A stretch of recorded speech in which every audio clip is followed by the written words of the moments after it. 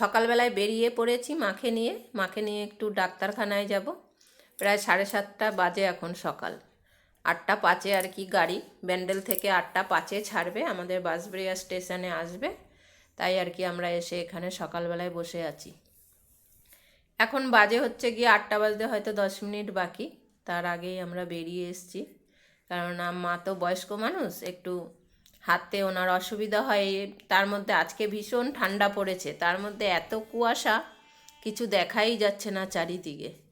আর ঠান্ডায় পুরো হাত পা জমে যাচ্ছে। বম্বুতু দিদিদের সঙ্গেই আছে, আমি আর মাকে নিয়ে ডাক্তার দেখাতে যাচ্ছি। এবার আমরা চলে এসেছি বিষ্ণুপ্রিয়া স্টেশনে, আমরা নেমেছি। বাঁশবেড়িয়া থেকে উঠে বিষ্ণুপ্রিয়া স্টেশনে উঠে সেখান থেকে টোটো করে আমরা এই ফেরিঘাটে এসেছি। এবার এখানে দুখানা ঘাট আছে। একটা ঘাট হচ্ছে গিয়ে নবদ্বীপ থেকে দুখানাই ঘাট আছে, একটা মায়াপুরের দিকে যায়, আর একটা হচ্ছে গিয়ে শ্যামপুর ওই স্বরূপগঞ্জ খেয়াঘাটে যায়। তা আমরা তো আর ঘুরতে যাইনি, আমরা গেছি ডাক্তার দেখাতে, তাই আমরা আর কি নবদ্বীপের এই ঘাট থেকে উঠেছি বোটে। এবার এইখান থেকে আমরা যাব যেইখানটায় ডাক্তার বসে, সেইখানে আর কি এই লঞ্চে করে যাব আমরা। লঞ্চ না তো, এটা বোট। আর লঞ্চ ওই সাইডের ঘাট থেকে যে ভর্তি যাচ্ছে, ওগুলো সব যাচ্ছে আর কি মায়াপুরের যাওয়ার জন্য ঘাটটা আবার আলাদা, একই জায়গায় দুটোই। এবার প্রায় 10:30 বাজে, এত কুয়াশা পড়েছে যে কিচ্ছু দেখা যাচ্ছে না। 10:30 হয়ে গেছে। আমাদের বাঁশবেড়িয়া থেকে বিষ্ণুপ্রিয়া আসতে ট্রেনে প্রায় 1 ঘন্টা 20 মিনিটের কাছাকাছি লাগে, তারও বেশি ছাড়া কম না। তার মধ্যে আবার যেহেতু শীতের সিজন, নবদ্বীপে তো মন্দিরের অভাব নেই, ভর্তি মন্দির, রাস্তার পাশে মন্দির। এবার সবাই তো ঘুরতে আসে, সেই কারণে রাস্তায় অনেকটাই ভিড় ছিল। আমাদের এই ঘাটে আসতে, এই টোটো করে ঘাটে আসতেই আমাদের অনেকটা সময় লেগে গেছে। তাই এখানে এসেছি যখন, তখন প্রায় 11টা বেজে গেছে। এবার এখানটায় এত কুয়াশা, এবার যত কাটোয়ার দিকে তোমরা যাবে, দেখো সূর্যই ওঠেনি, মানে সূর্যটা পুরো ঢেকে রয়েছে। যত তোমরা কাটোয়ার দিকে যাবে, আমাদের এখানে ঠান্ডাটাও তত বাড়তে থাকে কাটোয়ার দিকে। আর তাই এখানে হয়তো এত বেশি কুয়াশা, 10টা পর্যন্ত পুরো কুয়াশায় ঢাকাই ছিল। এবার আমরা যেহেতু খেয়া পার হয়ে ও পারে যাব, তা আমি ভাবলাম একটু ভিডিও করি। এখানে তোমাদের আমি ভিডিও সেইভাবে কোনো কিছুই দেখাতে পারবো না, যেহেতু শুধু যাতায়াতের রাস্তায় আমার যা পড়বে আমি আর কি সেটাই ব্লগ করেছি তোমাদের জন্য, তোমাদের দেখানোর জন্য আর কি। এবার মায়াপুর, নবদ্বীপ এইসব জায়গায় তো অনেক কিছু দেখার আছে, ভর্তি মন্দির, কিন্তু আমরা তো আর মন্দিরে যাইনি, ডাক্তার দেখাতে যাচ্ছি। তাই আমার রাস্তায় যেগুলো পড়ছে আমি তোমাদের সেটাই দেখাচ্ছি। এই যে আমরা চলে এসেছি স্বরূপগঞ্জ খেয়াঘাট, এইখানে আমরা দাঁড়াবো। আর তোমরা যদি মায়াপুরে যাও, তাহলে বোটটা আরও ওই দিকটায় বাদিকে, ওইদিকে ঘাট আছে মায়াপুরের, ওই ঘাটে আর কি তারা আর কি যায়। ঘাটের কাছে আমরা চলে এসেছি। এবার আমরা নামবো। এখানে 3-4টে বোট সবসময় চলাচল করতেই থাকে, একটা যায়, আবার একটা ভর্তি হয়, আবার আর একটা ছাড়ে, এরকম করে, মানে এত লোক চলাচল করে। কিন্তু ভাড়া বেশি না, 3 টাকা টিকিট, একজনের 3 টাকা করে নিচ্ছে, যেতে 3 টাকা, আসতে 3 টাকা।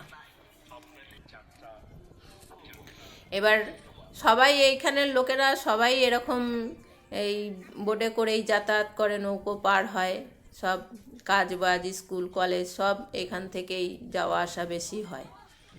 আমরাও টিকিট কেটে পার হয়ে গেছি। এখন আমরা এখান থেকে বাসে করে আবার যেতে হবে আমাদের সেই ডাক্তারের ঠিকানায়। এবার তোমরা হয়তো অনেকে বলবে যে এত দূরে আমরা কেন ডাক্তার দেখাতে গেছিলাম। আসলে কথায় আছে না, যার যে ওষুধে ধরে আর কি। এই আমাদের হচ্ছে গিয়ে বেশিরভাগটাই আমার মা, দিদি, বোন, আমার নিজের, এমনকি আমার মেয়েদেরও হেভি স্কিনের প্রবলেম। অন্য কোনো রোগ থাকা আমাদের মানে বলতে গেলে নেই। এই স্কিনের প্রবলেমটাই হচ্ছে গিয়ে আমার মায়ের, সেই সঙ্গে আমাদেরও আছে, সেই সঙ্গে আমার মেয়েদেরও আছে।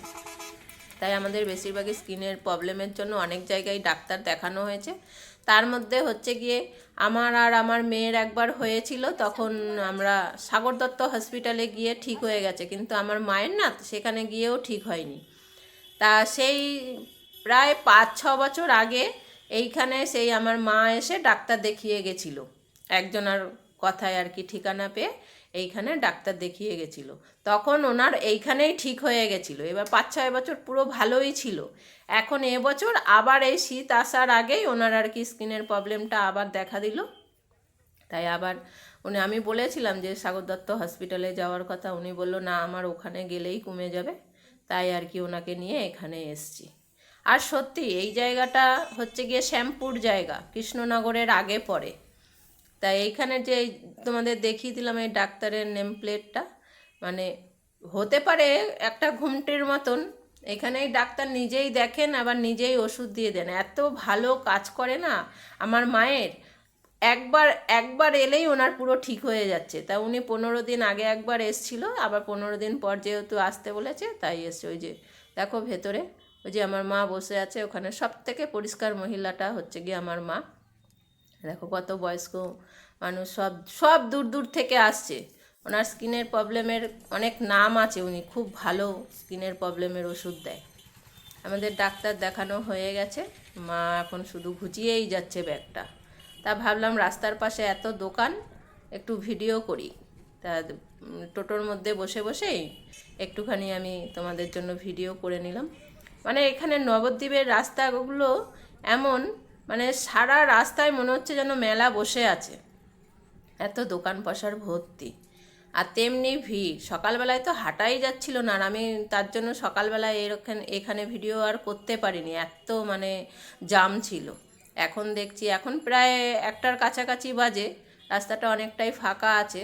তাই ভাবলাম বসে বসে একটু রাস্তার সাইডের দোকানগুলোর ভিডিও করে নিই।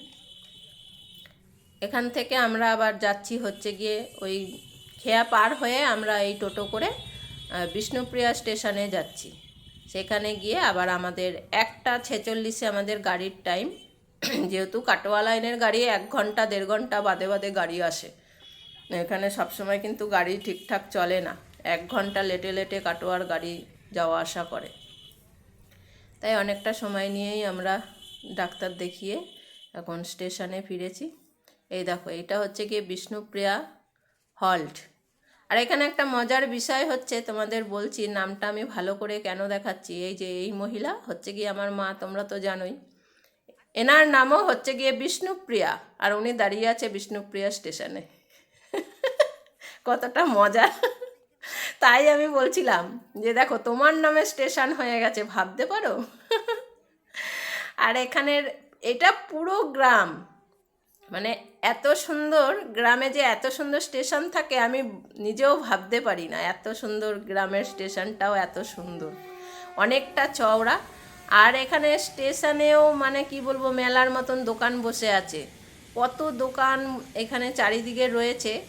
হ্যাঁ, আর সাইড দিয়ে যে মালগাড়ি চলে যাচ্ছে, তার শব্দে আবার আমি এদিকটায় তাকিয়ে দেখলাম যে না, এটা মেল গাড়ি না, মালগাড়ি।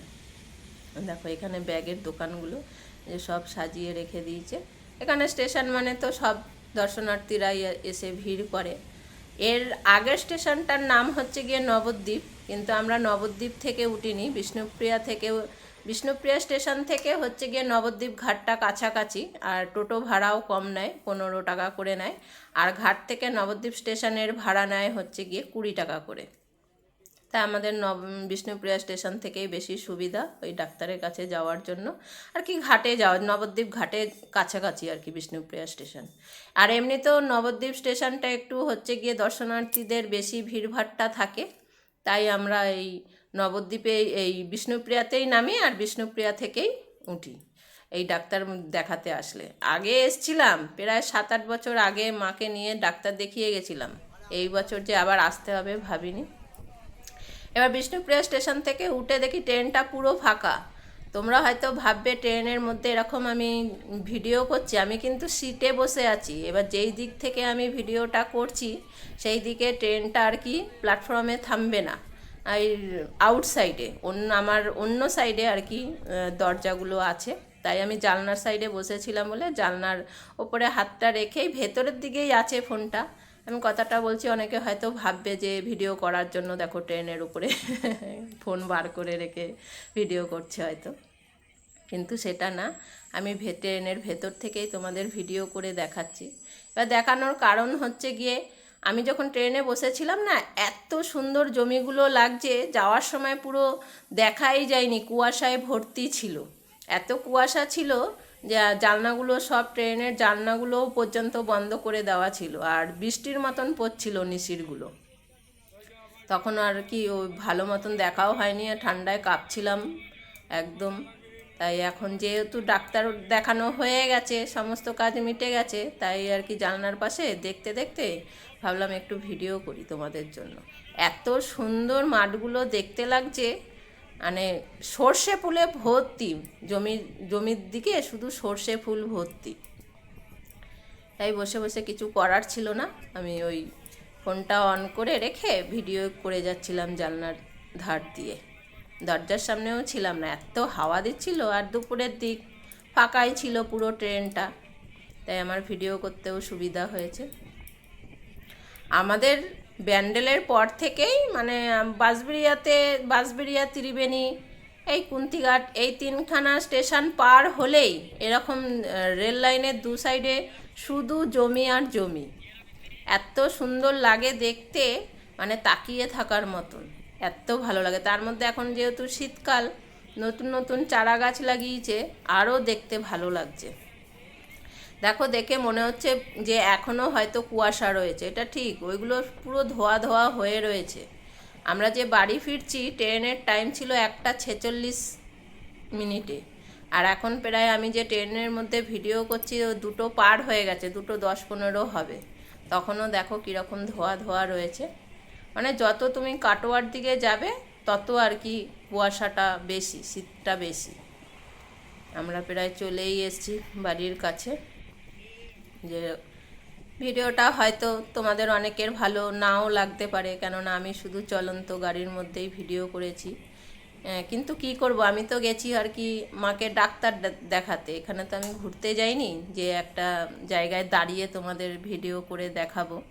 তবুও যেতে যেতে আমার মনে হলো যে এইগুলো একটু তোমাদের দেখাই, তাই আর কি ভিডিও করলাম বসে বসে। যদি কোনো নতুন বন্ধুর ভিডিওটা দেখে ভালো লাগে তাহলে চ্যানেলটা সাবস্ক্রাইব করে দিও। ভালো থেকো, সুস্থ থেকো, সাবধানে থেকো। দেখা হবে খুব শিগগিরই।